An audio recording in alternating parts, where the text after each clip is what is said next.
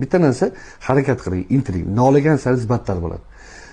Nolish deganda ko'pchilik aytadi, men nolimayman, men noshukur emasman. Sizni turishingiz o'zi noshukurlik. Mana shunday qilib o'tiribsiz-ku, mana shuni o'zi noshukurlik. Siz misol uchun qovog'ingizni solib alhamdulillah deganingizda bu munofiqlik bo'ladi. Siz tili shukrona aytyapti, butun vujudingiz atrofga norozilik tarqatyapti.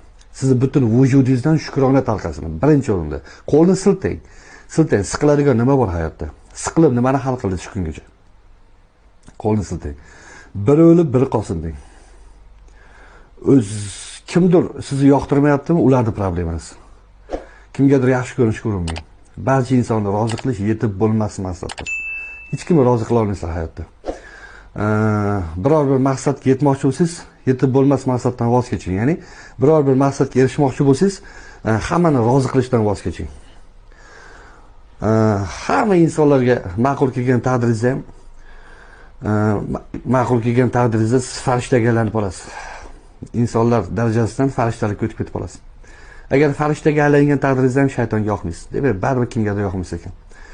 Hammaga ma'qul kelish, hammaga yoqish maqsadidan voz keching. Qo'lingizdan kelmaydi, eplolmaysiz baribir. Men ham kimgadir yoqmayman.